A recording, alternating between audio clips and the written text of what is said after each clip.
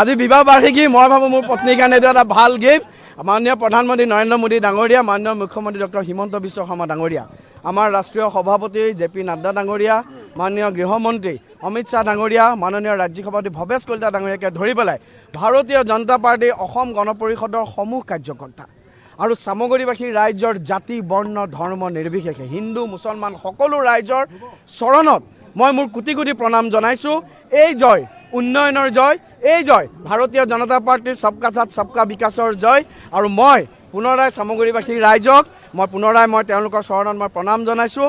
আৰু বাজপেয়ীজীয়ে দেখুৱাই যোৱা যি আদৰ্শ, সেই আদৰ্শ মতে এজন জনপ্ৰতিনিধি হিচাপে কাম কৰিম, এই প্ৰতিশ্ৰুতি মই প্ৰদান কৰিম।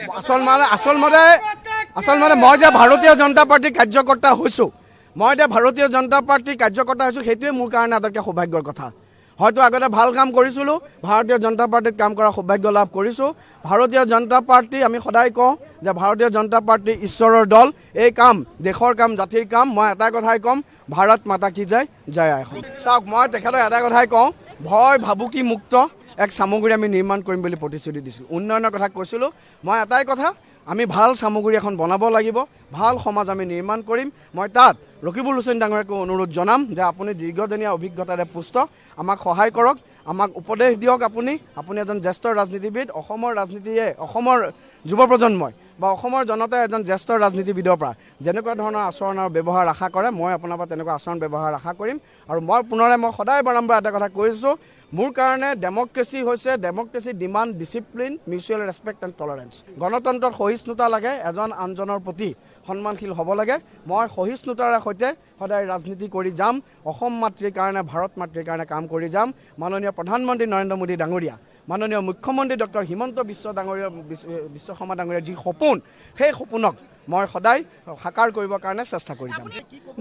নিশ্চয় মই আপোনালোকক আগতেও কৈছোঁ যে মই যেতিয়া ৰাজনীতি কৰিব আহিছিলোঁ, সংখ্যাগুৰু সংখ্যালঘু আমি বিচাৰ বিবেচনা কৰা নাই। এটাই দৃষ্টি, ভাৰতীয় নাগৰিক সকলোকে সমানে লৈ যি কমিউনিকেশ্যন গেপ এটা আছিল, সেই কমিউনিকেশ্যন গেপ দূৰ কৰিবৰ কাৰণে আমি চেষ্টা কৰিছিলোঁ। সকলোৰে লগত ব্যক্তিগত সম্পৰ্ক কৰিছিলোঁ, বুথে গৈ মিটিং কৰিছিলোঁ। 197টা বুথৰ ভিতৰত প্ৰায় 150টা বুথ, 160টা বুথ আমি কভাৰ কৰিছিলোঁ।